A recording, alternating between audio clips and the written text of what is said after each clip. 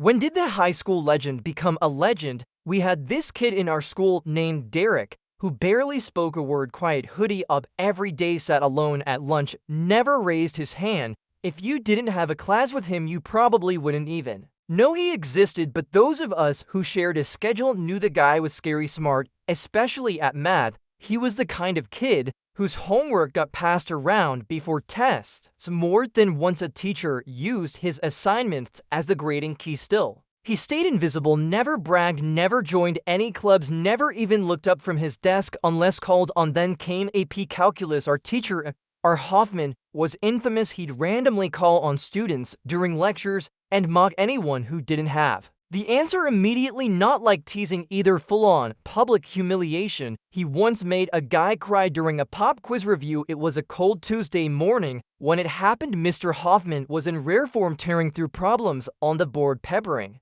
the class with questions like he was trying to thin the herd. Then he turned and called on Derek. Derek, he said, tapping the chalk on the blackboard, let's see you solve this one. He wrote out this monster equation, long, dense, intimidating, just to look at. Everyone turned in their seats. You could feel the room lock into silence. Derek didn't flinch. He stood up, walked slowly to the board, and just stared at it. No twitch, no awkward fidgeting, just calm. Then he reached for the chalk, but instead of solving it, he erased the equation completely and wrote something different, a new equation, same topic, but cleaner, tighter, like it had been debugged by a machine. Then quietly, he said, the original problem can't be solved. The equation doesn't make sense in this context. Mr. Hoffman froze. Derek turned slightly. You're asking for a real solution, but the function only crosses the axis in imaginary space. It's undefined, where you're asking us to evaluate it. It was like watching someone pull the curtain back on the wizard. Mr. Hoffman's face turned red. Are you saying I made a mistake?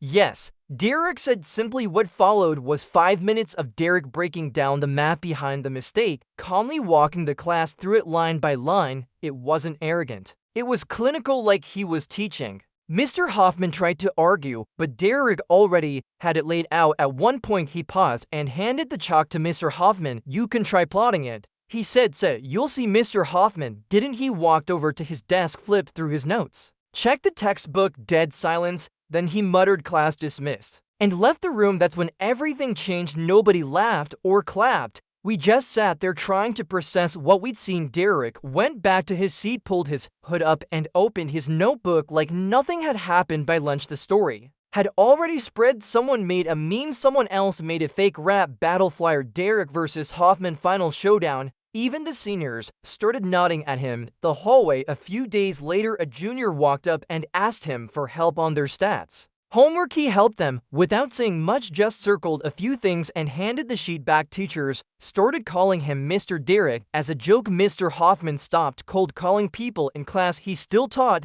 but the energy was different. He even made a point of checking problems twice before writing them on the board. Then about 2 weeks later, we had a substitute in AP Calc. Mr. Hoffman was out sick. Nobody knew if it was real or he just needed a break. During that class, Derek walked up to the front during a group exercise, grabbed a marker, and started writing out a shortcut to a problem on the whiteboard. The sub just watched. He didn't say anything. He just stepped aside. After that, even the freshmen in pre-algebra knew who Derek. It happened on a cold Tuesday morning. Before that, Derek was just the quiet kid, hoodie up, eyes down, never said a word unless forced.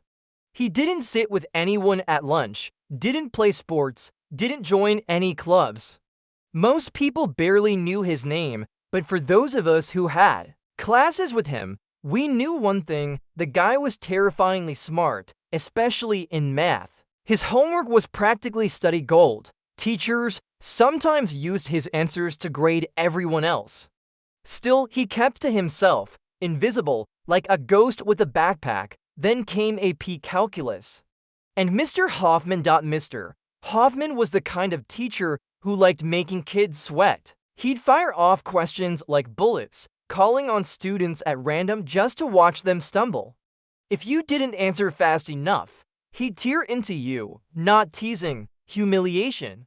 The kind that made you wish the floor would open up beneath you. He once made a kid cry during a review game and then joked about it afterward. That Tuesday, Hoffman was in rare form.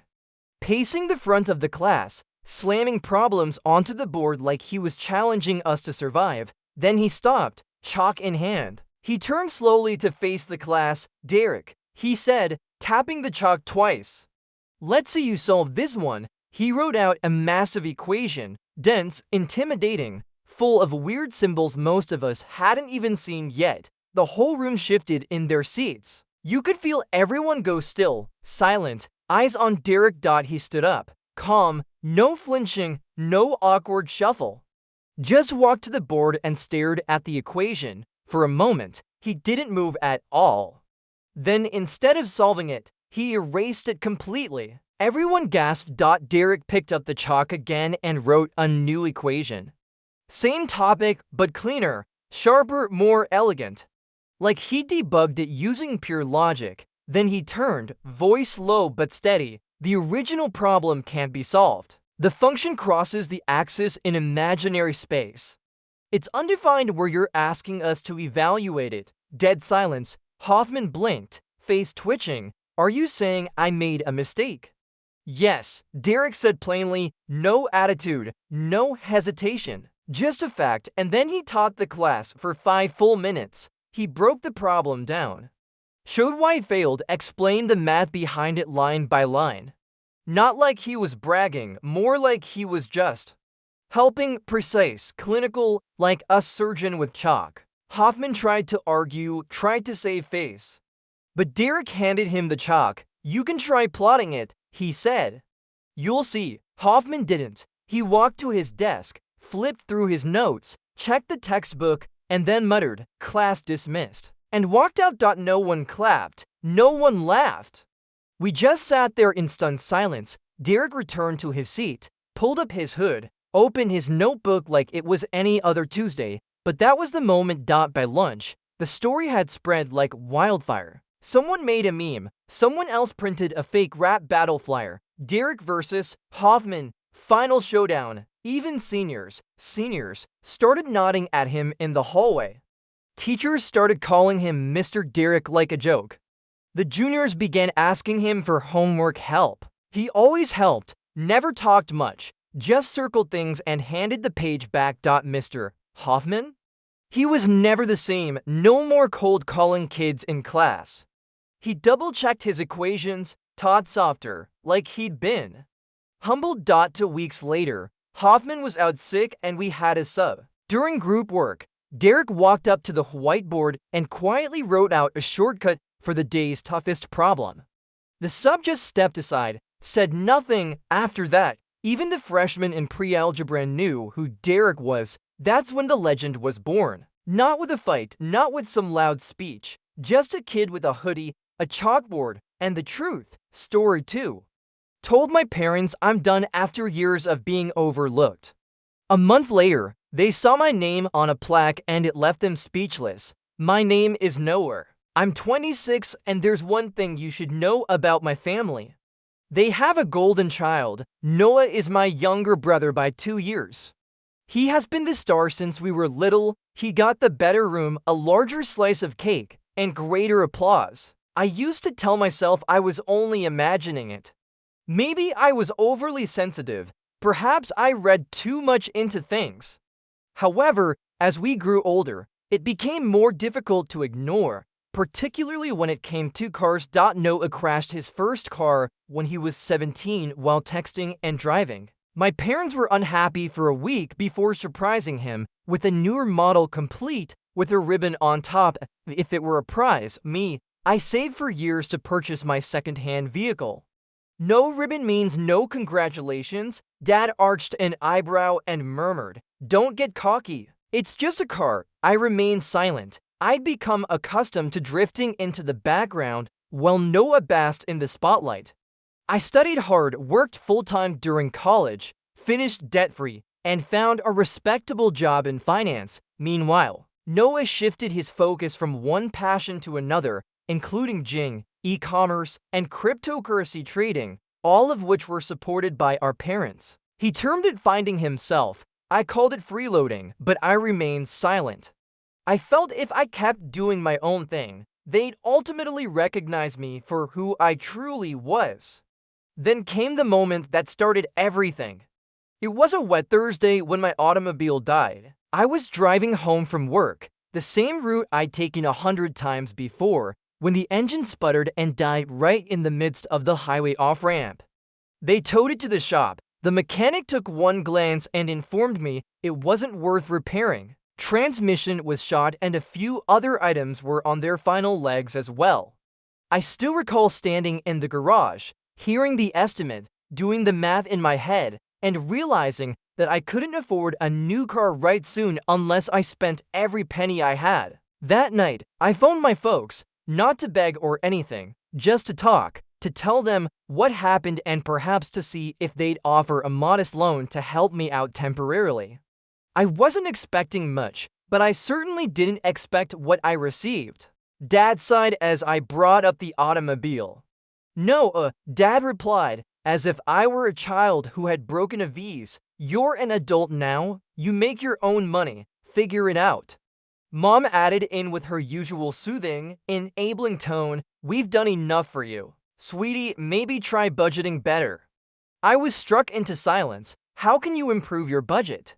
I hadn't gone on vacation in 3 years. I lived in a small one-bedroom apartment and brought lunch to work every day. Meanwhile, Noah was on his 3rd sabbatical of the year, tweeting selfies from Miami with captions like, grind never stops. Nonetheless, I said nothing. I simply thanked them, hung up, and stared at the wall for a bit. That night, I rode the bus home in silence, trying not to let the storm of resentment in my chest consume me. The next day, I got myself together. I rented a cheap automobile for the short term, began exploring side hustles, and took on some freelance work after hours. It was exhausting. I didn't sleep much for weeks, but gradually things began to shift. One of my freelance assignments led me to a financial business. I began assisting them with data analysis, then system optimization. They were more impressed than I'd ever heard my folks were. They offered me a full-time remote position with stock options and a substantial signing bonus. I said yes before they had finished speaking. From then, everything went quickly. The company took off. Our platform gained significant traction, and by the end of the 2nd quarter, my shares were worth more than my parents had ever spent on Noah's businesses. I did not flaunt it. I still lived simply. I still ate the remainder. I still wore the same old watch, but I knew, and it felt great. 3 months after the night my automobile died, I purchased a new one. Not just any car, but a fully outfitted electric SUV with unique trim and features Noah likely had no idea existed. I did not make a post about it, did not raise a fuss. I drove it over to my parents' house on a calm Sunday afternoon. I drove into the driveway as I had done 100 times before. However, this time the engine did not splutter or whine. It purred sleekly, quietly, and beautifully. When I stepped out, I believe my mother gasped. Dad approached the porch with an expression I couldn't decipher, and Noah virtually ran out of the garage, eyes fixed on the car like it was a spaceship. Whose is that? He inquired, wide-eyed. Mine, I murmured, flinging the keys in my hand as if they were nothing. He whistled lowly. Dang, man, that's sick.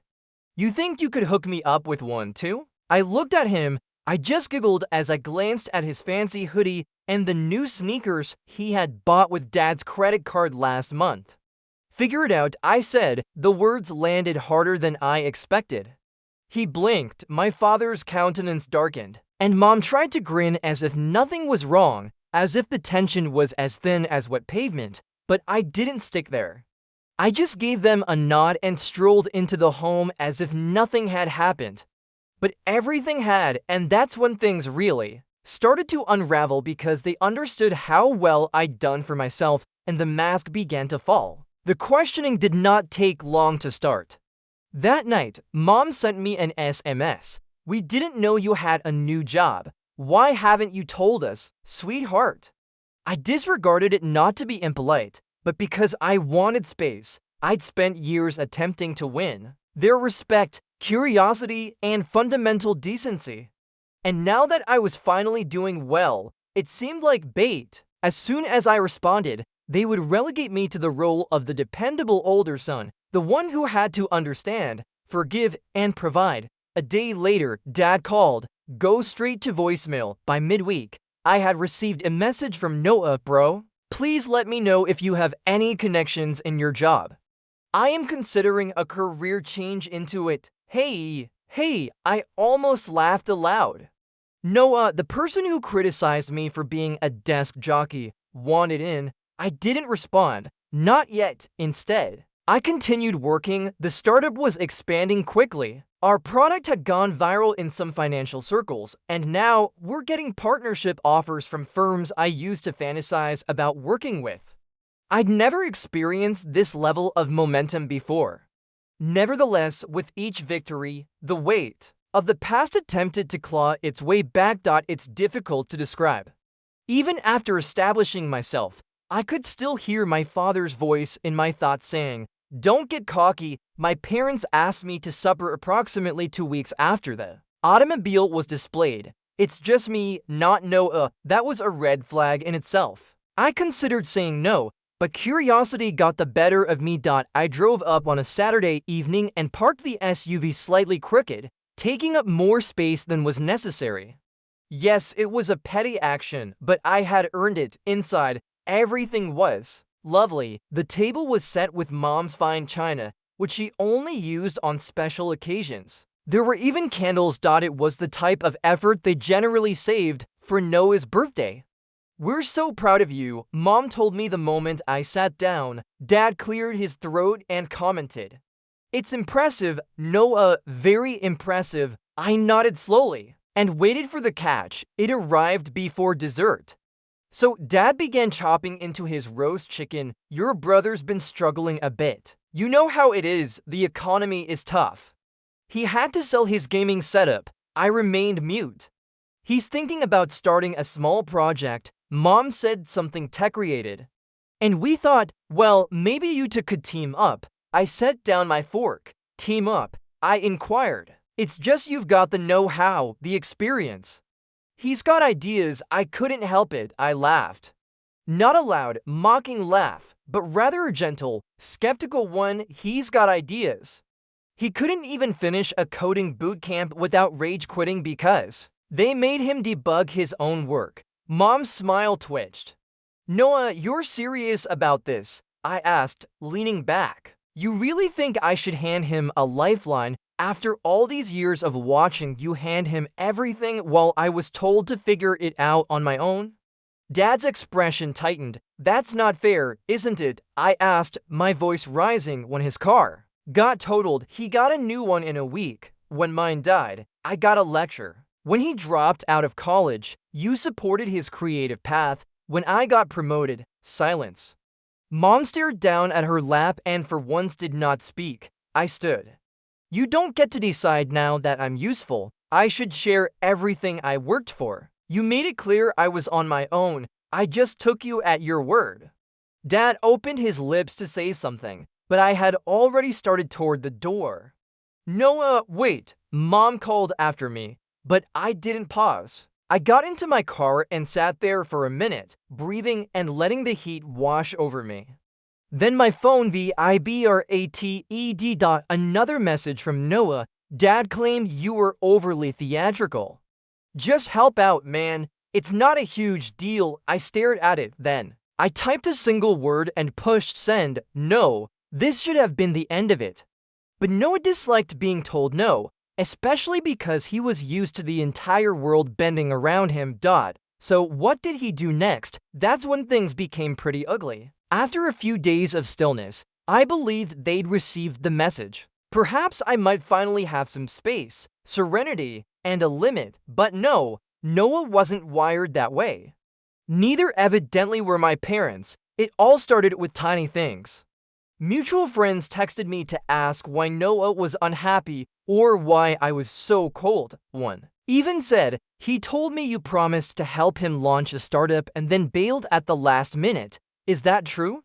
I felt the usual tightening in my chest, the twist of being misrepresented by someone who knows they'll never face consequences. I didn't respond to most of them, with the exception of one close friend who was familiar with the family dynamics. I informed her he's lying. I didn't promise anything. She simply said, "Figures.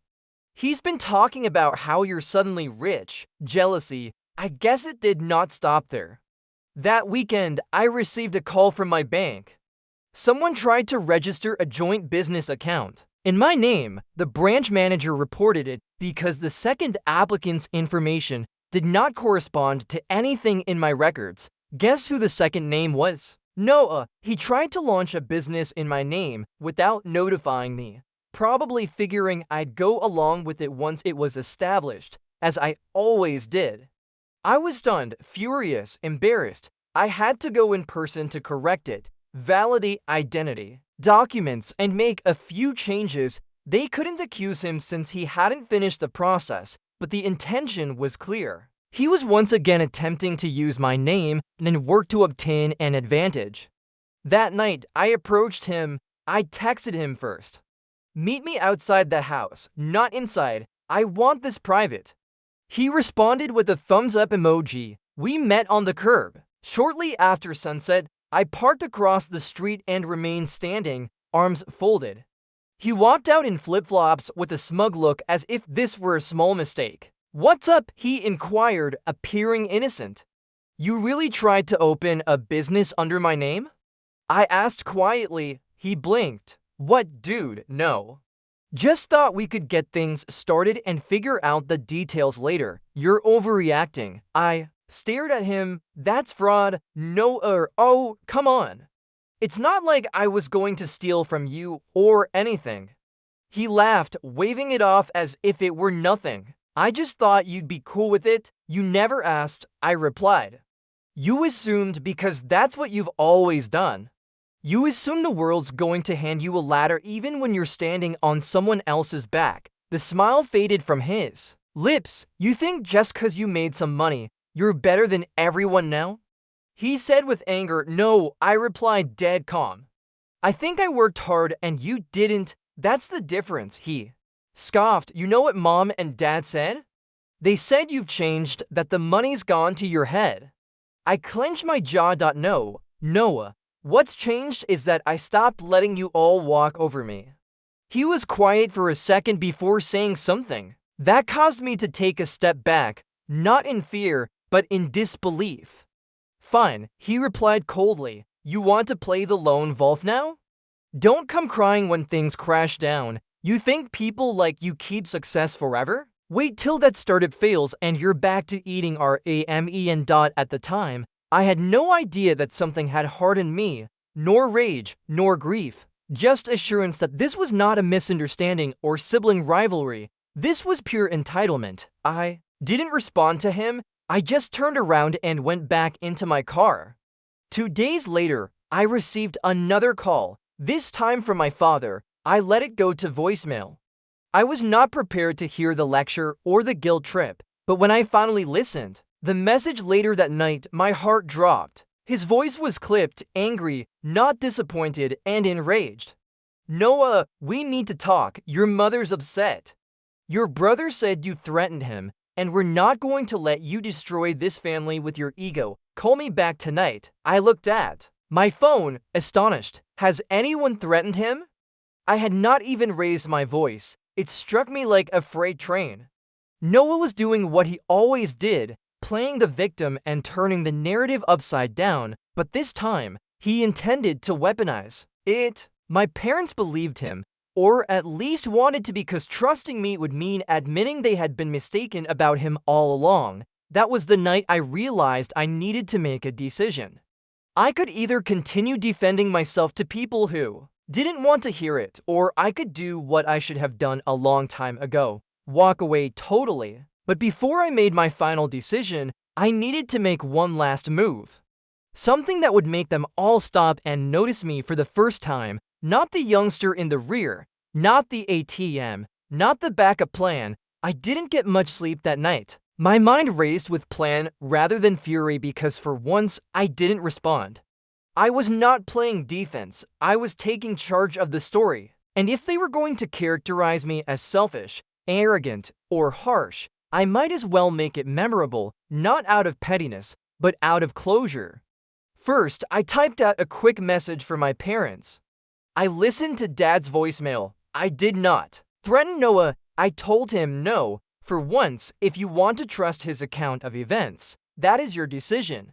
But I'm not going to keep justifying myself to individuals who never asked for my opinion to begin with. I am done. There is no sign off, no emotion, simply the truth, flat and definitive. I did not expect a response and I didn't receive one. But what happened next, that was my decision. You see, I wasn't simply doing well. The startup I joined months ago had just received a second round of funding. We were collaborating with a major financial institution, and my position had changed from contractor to executive. I led a product team, I had equity, I had access. I wasn't interested in flashy vengeance. I didn't want to share screenshots or air out dirty linen. That was not my style. But I wanted to deliver a message that could not be ignored, misconstrued, or laughed at. So I did two things. First, I donated a large portion of my signing bonus, $15,000, to a scholarship fund at the university from where I graduated. I requested that it be named in honor of my grandfather, my father's father, the only person in our family who had ever trusted in me unconditionally. The press release cited me by name, Noah Reeve, lead product strategist at company name, and it appeared in a few business journals, even made the local newspaper. I knew Mom would notice it. She subscribed to the Sunday edition. I envisioned her sitting at the kitchen table, coffee in hand, glancing through the story, blinking at my photograph, and wondering why I hadn't notified her. Then I called the dealership. I had been considering getting a second car. Not for me or anyone else. See, there was one individual in my family who always treated me like I was important. My Aunt Renee, my father's younger sister. She had never married, lived modestly, and taught high school for more than 30 years. Every year, she gave me books rather than gift cards. When I received my first internship, she wrote me a handmade card expressing her pride. She never made a huge fuss, but she always made me feel important. She drove a dilapidated old Corolla with about 200,000 meters on it. So I purchased her a new hybrid model that was improved, clean, safe. When I arrived at her apartment and handed her the keys, she simply stared at me in disbelief. I don't need a car like this. Noah, she said softly. You deserve one, I replied. No strings attached. She shed tears, hugged me more tightly than anyone had in years. She didn't talk about it online. I didn't brag to my relatives. She drove it home and mailed me a thank you message in old school gorgeous cursive. It's still inside my refrigerator. That was all the closure I needed. Not the SUV, not the stock options.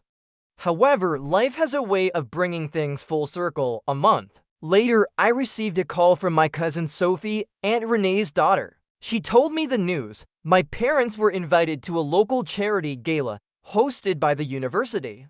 They had no idea I was being honored that night. Sophie did. She was there too. She said that when my name was called and the presenter mentioned the scholarship I had funded, my mother gasped aloud. My father just froze. They looked like someone had punched them in the chest, Sophie said, laughing softly. It was kind of beautiful. I didn't attend the event myself. I had a prior commitment. However, a photograph of the plaque quickly circulated within family circles. What's the kicker? In the same paragraph, the article mentioned Aunt Renee as the recipient of a vehicle donation. Some keen-eyed relatives made the connection. That's when the real fallout began. My inbox started to fill up with messages from cousins I hadn't heard from in years. An email from my uncle stating that he has always admired my work ethic. Grandma's voicemail was short, uncertain, but heartfelt. I'm proud of you, sweetheart. I just wanted you to know that. What about my parents? The radio is silent. Until one day, a large envelope arrived by mail. I have no return address, only my name. Inside was a handwritten note from Dad. The handwriting was tight and slightly unsteady. I unfurled it, my pulse thudding, unsure if I was prepared for whatever guilt trip or lecture he wanted to deliver, but it was not that. It began with, "I suppose it's easier to write things I could never say out loud." What followed was 3 pages of something I never expected to see: accountability. He acknowledged having double standards, constantly giving no more, and expecting me to just cope with it.